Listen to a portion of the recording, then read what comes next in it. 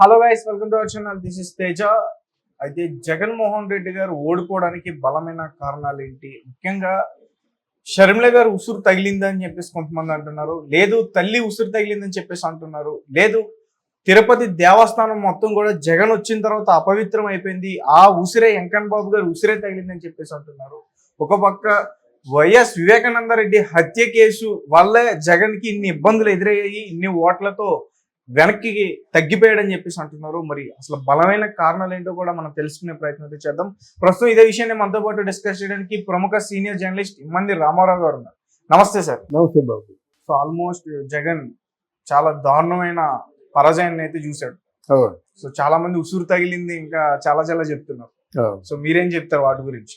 ఇది చాలా మంచి ప్రశ్న బాబు. ఎందుకంటే ఆయనకి జ్ఞాపకం చేయవలసిన ప్రశ్న, నువ్వేమి తప్పు చేశావో, ఎందుకు ఎంత పెద్ద శిక్ష పడిందో అది జ్ఞాపకం చేయవలసిన ప్రశ్నలు మీరు వేశారు. ప్రధానంగా అక్కడ కోడి కట్టే హత్య డూప్లికేట్ కదా, దాన్ని నిజం చేయడానికి ప్రయత్నం చేశాడు. మరి ఆడంతా ముసిరిమలు ఉంటాడు. తర్వాత వివేకానంద రెడ్డి తాలూకు వాళ్ళ సోదరధారిగా ఉన్నాడు. ఆయన ఎట్లాంటి వివేకానంద రెడ్డి అంటే రాముడికి లక్ష్మణుడు ఎలాంటి వాడో అంత ప్రేమతో చూసుకునేవాడు ఆయన. ముఖ్యంగా ఈ రాజశేఖర రెడ్డి కుటుంబానికి అవినాష్ రెడ్డి కుటుంబానికి మధ్య ఎంతో అది వైరుధ్యం ఉంది దానిలో పూర్వం నుంచి. అందుకే కదా సీటు రాజశేఖర రెడ్డి బిడ్డ తనకివ్వాలి కానీ ఎంపీ సీటు ఆయనకి ఇవ్వకూడదని చెప్పాడు అన్నమాట. అది పాపం వచ్చే మొత్తానికి ఏదో విధంగా పుణ్యం కట్టుకున్నారు, దాని గురించి చెప్పడం లేదు. ఆయన చేసిన దారుణం అని పైనకి వాళ్ళ ఏకైక కూతురు సునీత దిక్కులేని పక్షిలా ఢిల్లీ అంతా తిరిగింది. తర్వాత నిజాలు గ్రహించి షర్మిల కూడా గ్రహించింది. సిఐడి కూడా మొత్తానికి ఏంటంటే దీని తాలూకు వెనక ఎవరున్నారో ముష్కరులను పట్టేసింది. పట్టిన తర్వాత ఆయన తాలూకు ఏదో అధికార మాధవంతోనో అధికార ఏంటంటే అహంకారంతోనో మొత్తానికి ఇప్పటికి కొనసాగుతుంది. అయితే చేసిన పాపం వాళ్ళ ఉసురు తగలదా ఒకటి. రెండోది మామూలుగా ఒక నానుడి మన ఇంటి ఆడబిడ్డ కంట నీరు పెట్టినట్టయితే ఆ కుటుంబం ఎత్తిరల్లదు. ఆడబిడ్డ అందుకే కదా ఎంతైనా ఆస్తులు తెగనమ్మేసైనా ఆడబిడ్డ తాలూకు కోరిక తీరుస్తారు. ఎందుకంటే ఆడబిడ్డ ఉసురు అది భరించలేని ఉసురు మాట. అది మర్చిపోతారు, వాళ్ళు ఏం చేస్తారులే అదేమవుతుంది అనుకుంటారు. కానీ ఆ ఇద్దరు ఆడబిడ్డలు కూడా పొంగు చాచి కన్నీరు కారుస్తూ మీరు ఓటేసి గెలిపించండి అని చెప్పడం, దయచేసి జగన్మోహన్ రెడ్డికి మాత్రం మీరు ఓటు వేయొద్దు అని చెప్పడం, వాళ్ళ తల్లి చేత కూడా దయచేసి షర్మిలమ్మని గెలిపించండి అని ఒక బైక్ తీసుకొని వాళ్ళ ప్రచారానికి ఉపయోగించుకోవడం జరిగింది. అదొకటి అయిందా. కానీ ఒకటి ఇక్కడ షర్మిలమ్మ అన్నకు ఓటు వేయద్దని చెప్పింది, కానీ తను కూడా గెలవలేదు కదా. గెలవలేదు, అది వేరండి. ఇప్పుడు ఆయన చేసిరేంటి, ఈవిడ చేసిరేంటండి. ఆవిడ జీవితం అంతా అన్నయ్య కోసం ఖర్చు పెట్టేసి పూర్తిగా డిస్కార్డ్ అయిపోయింది. క్రిస్టియన్ భాషలో ఏమంటారంటే ప్రోడిగల్ సన్ అంటారు అన్నమాట. ప్రోడిగల్ సన్ అంటే ఏంటి, తప్పిపోయిన గొర్రె పిల్లలు అయిపోయింది ఆవిడ జీవితం. క్రిస్టియన్స్ బాగా అర్థం అవుతుంది ప్రోడిగల్ సన్ అంటే. అలాగే అయిపోయింది అన్నమాట. తండ్రి లేడు. మా అమ్మ నాకు 2 కూతుర్లు కాదమ్మా, నీతో 3 కూతుర్లు అని చెప్పి జగన్మోహన్ రెడ్డి దూరం చేశాడు.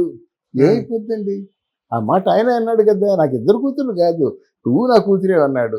అందుకోసమే పాదయాత్ర చేసింది, అందుకోసమే జైల్లో ప్రచారం చేసింది. ఇంత ఉపయోగపడినటువంటి వ్యక్తిని కనీసం కృతజ్ఞత లేకుండా చూడడం ఆ ప్రాణం ఉసురు మంద. షర్మిల రెడ్డే ఉంది కదా, వీళ్ళు మాట్లాడితే రాజశేఖర రెడ్డి బిడ్డని చెప్పుకుంటారు కదా. అలాంటిది షర్మిల రెడ్డి ఆ పేరు తీసేసి షర్మిల శాస్త్రి అని పెట్టడం ఏంటండి. తర్వాత వాళ్ళ తాలూ క్యారెక్టర్ని కూడా అసాసినేషన్ చేశారు. అవి చెప్పుకోవడం మంచిది కాదు. అంటే ఆ ప్రాణం ఎంత ఉసిరం అంటుంది. అయిపోయిందా. ఎవరికి జ్ఞాపకం రాని విషయం నాకు ఒక జ్ఞాపకం వచ్చింది. ఆయన చేసిన తప్పుల్లో అతిపెద్ద తప్పు ఏంటంటే తిరుమల తిరుపతి దేవస్థానం ప్రపంచవ్యాప్తంగా పేరు పడ్డ అంటే ఒక చాలా ప్రతిష్టాత్మకమైన ఆలయం. ఉమ్, ఆ ఆలయానికి కొన్ని విధులు నియామకాలు అంటే కొంచెం కొన్ని ధర్మ పన్నాగాలు అక్కడ ఉంటాయన్నమాట. ధర్మాన్ని పాటించాలి. ఏమిటి ధర్మం? క్రిస్టియన్స్ ఆలయ ప్రవేశం చేయకూడదు. ఉమ్, ఆలయ ప్రవేశం చేసినట్టయితే అక్కడ ఆ స్వామిని రిక్వెస్ట్ చేయాలి, మీ మీద నాకు విశ్వాసం ఉంది, నన్ను పంపించండి అని ఉమ్, రిక్వెస్ట్ చేసి బుక్లో రాయాలి. తర్వాత ఎవరు కూడా స్వామిని దర్శించడానికి భార్యాభర్తలు బతుకుంటుండగా ఒక్కరూ వెళ్ళకూడదు. రెండో తప్పు. మూడో తప్పు ఏంటంటే అంతకుముందు పింక్ డైమండ్ చంద్రబాబు నాయుడు కొట్టేశాడని, ఉమ్, చంద్రబాబు నాయుడు ఇంట్లో తలగడ కింద ఈ పింక్ డైమండ్ ఉందని ఆ ధర్మ అంటే ఆ తిరుపతి దేవస్థానం తాలూకు ధర్మకర్త ప్రధాన పూజారి చెప్పించాడు. ఉమ్, పింక్ డైమండ్ కొట్టేశాడు చంద్రబాబు నాయుడు. మాకు తెలుసు కదా, నీ ప్రధాన పూజారిని కదా. మరి ఆ పింక్ డైమండ్ కొట్టేసినప్పుడు ఉండండి. ఆయన దగ్గర పెట్టుకున్నప్పుడు 2019లో ఆయనే సీఎం అవ్వాలి కదా. కాదండి, పింక్ డైమండ్ ని చంద్రబాబు నాయుడు కొట్టేశాడు. ఉమ్, ఇంత ప్రతిష్టాత్మకమైన ఆలయంలో స్వామివారి మెడలో ఉన్నటువంటి కొన్ని లక్షల విలువ, కొన్ని కోట్ల విలువ చేసే పింక్ డైమండ్ ని చంద్రబాబు నాయుడు కొట్టేశాడని ప్రధాన పూజారి చేతి చెప్పించాడు. ఉమ్, ఎప్పుడు ప్రధాన పూజారిగా అపాయింట్ చేసుకున్న కొత్తలో ఆ పింక్ డైమండ్ చంద్రబాబు నాయుడు దిండి కింద ఉందని చెప్పించాడు. ఎంత దరిద్రంగా. పైగా ఈ జగన్మోహన్ రెడ్డిని ఎలా పొగిడాడు తెలుసా? ఆలయంలో ఉన్నటువంటి తిరుమల తిరుపతి వెంకటేశ్వరుడికి జగన్మోహన్ రెడ్డికి నా దృష్టిలో తేడా లేదన్నాడు. ఉమ్, ఆ జగన్మోహన్ రెడ్డి నాకు ఎలా కనిపిస్తున్నాడో తెలిసినా, తిరుమల తిరుపతి వెంకటేశ్వరుని చూసినట్టుగా జగన్మోహన్ రెడ్డి కూడా చూస్తున్నా నేను, తేడా లేదని చెప్పించాడు. ఉమ్, అయిపోయిందా? ఉద్యోగం కొన్ని కారణాల చేత ఊడిపోతుంది. ఎందుకంటే ఆయన చేసినటువంటి అహంకార ధోరణికి ప్రశ్నించాడని. ఏమిటండి, ఏ రోజు వచ్చిన డబ్బు ఆ రోజు తీసుకుపోతుంటే ప్రశ్నించడా? ఉమ్, అందులో బంగారంలో కూడా చేయగలిగితే ప్రశ్నించడా? ఆశ్చర్యం, నువ్వు నన్ను ప్రశ్నిస్తావా, నువ్వు డిస్మిస్ అని చెప్పాడు. ఉమ్, అప్పుడు ఇదే ప్రధాన పూజారి ఎలా మారిపోయాడంటే, నా బుద్ధి గడ్డి తిని స్వామివారికి అపచారం చేశాను, ఆ పింక్ డైమండ్ చంద్రబాబు తాలూకు దిండి కింద లేదు, ఆలయంలో లేదు, ఆ పింక్ డైమండ్ అనే పదం మేము సృష్టించిన పదము, మాకు పచ్చలు ఉంటాయి కానీ స్వామివారి మెడలో పింక్ డైమండ్లు ఉండవు కదా ఉమ్, అని చెప్పాడు. అంతేకాకుండా తిరుమల తిరుపతి దేవస్థానం మీద వైసీపీకి అలర్ట్ చేయించాడు. ఉమ్, లైట్స్ రంగు ఉంటుంది కదా, ఆ వైసీపీకి అలర్ట్ చేయించాడు. ఉమ్, అందరూ మనోభావాలు దెబ్బతిన్నాయి. దేవుడు శ్లోకాలు, దేవుడు పాటలు ఉండేవి కదా, అవి సైలెంట్ చేసేసాడు. మధ్యలో ఈ వైసీపీ ప్రకటనలు వేయించాడు. పైన ఈ జగన్మోహన్ రెడ్డి తాలూకు పెద్ద పోస్టర్స్, లాంగ్ షీట్లు వేయించాడు. అందరూ అంటున్నారు, ముఖ్యంగా ధరలు పెంచేశాడు. అంటే 100 రూపాయలకు వచ్చే రూమ్ ఈరోజు 1700 రూపాయలు. ఉమ్, భక్తులు ఎంత ఇబ్బందులు పడుతుంటే అంత ఇబ్బందులు పడుతున్నారు అన్నమాట. దానికంటే ప్రధానం ఏంటంటే ఈరోజు గుడిలో పనిచేసే వాళ్ళలో 60 మంది అన్యమతస్థులు. ఉమ్, కొన్ని ఉంటాయి కదా, ఇప్పుడు మన తిరుమల తిరుపతి దేవస్థానంలో హిందువులు ఉండాలి, అక్కడ చర్చిలోనూ క్రైస్తవులు ఉండాలి. మతం గురించి మాట్లాడడం లేదు, మతాతీతంగా మాట్లాడుతున్నాను. అలాగే ఖురాన్ దర్గాల్లో వీళ్ళు ముసల్మాన్లు ఉండాలి. కానీ వాళ్ళు మనల్ని యాక్సెప్ట్ చేయరు, మనం వాళ్ళని యాక్సెప్ట్ చేయము. అంటే పవిత్రతని అది పాడు పని కోసం కాదు, ఆలయ ప్రతిష్ట దిగజారకుండా పవిత్రతని కాపాడుకోవడం కోసం చేసే ప్రయత్నాలు ఇవి. 60 మంది పనిచేస్తున్నారంటే వాడంటాడు ఒకడు, తిరుమల తిరుపతిలో అడ్డిస్తే బా చాలా తీయగా ఉందంటాడు. కళ్ళకద్దుకొని తినడం కాదు, ఇవన్నీ హిందువుల తాలూకు గుండు కోత కాదండి. 60 మంది పనిచేస్తున్నారు, 60 మంది హిందువులు దొరకలేదా?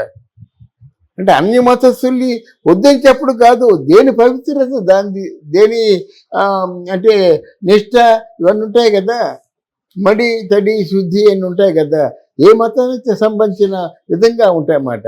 అటువంటిది తిరుమల తిరుపతి దేవస్థానంలో దేవుడికే ఒక ఛాలెంజ్ విసిరినటువంటి జగన్మోహన్ రెడ్డి ఈరోజు ఎక్కడున్నాడు? తను చేసిన తప్పులన్నీ గుర్తుకు రావాలి కదా ఇప్పుడు. అందువల్ల ఇన్ని తప్పులు చేసి నేను అన్యాయంగా ఓడిపోయాను, ఇది ఎన్నిటికీ కారణం ఆ ఓటమికి కారణం చంద్రబాబు నాయుడు అంటే ఎలాగండి? అందువల్ల సరైన శిక్షే పడిందని అందరూ అనుకుంటారన్నమాట. ఆ ఉన్న ముగ్గురు కూడా పోయినట్టు దేవుని పార్టీ ఎక్కడ ఉంది? అందువల్ల ఇట్లాంటి తప్పిదాలు ఎవరూ చేయకూడదు. నాట్ ఓన్లీ జగన్మోహన్ రెడ్డి, ఎవరు కూడా ఇటువంటి ఆలయాలతో ఆడుకోకూడదు. అందులో వెంకటేశ్వర స్వామితో అసలు ఆడుకోకూడదు. తగిన శిక్ష వేస్తాడు.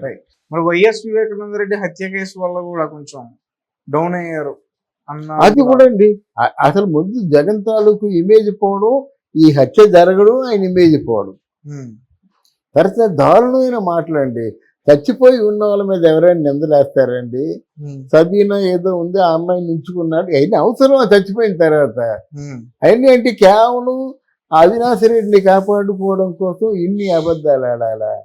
ఎవరో ఉంటారండి, ఏదో కారణం చేసి వెళ్తారు, మనసు బాగాలేదు కూర్చుంటారు, ఏదో అవుతుంది, అది మనకెందుకు చచ్చిపోయిన తర్వాత. అంటే అదొకటి చాలా దారుణంగా వివేకానంద రెడ్డి కుటుంబాన్ని చాలా విమర్శించాడు. కొంతకాలం సునీత, రాజశేఖర రెడ్డి అని సునీత హస్బెండ్, వాళ్ళిద్దరూ చంపేసే ఈ నాటకం ఆడుతున్నారని చెప్పాడు. ఇవన్నీ పాపాలు కదండి. కూతురు ఎందుకు చంపుకుంటుంది? ఇంకొకరు ఉంటే చంపుకుంటుంది. ఉన్నది లేనిది అంతా ఆవిడకే కదా, ఒక సునీతకే కదా ఉన్నది లేనిది కూడా. మరి ఎందుకు ఆ విధంగా నాటకం ఆడాలి? ఇది పాపం కదా.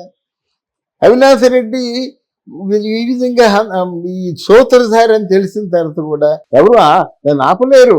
ఆపినా అది మరో విధంగా మీకు దెబ్బ తీస్తుంది. ఆ తీసిన దెబ్బే ఇది ఈరోజు. Okay sir, thank you so much. Thank you అమ్మా.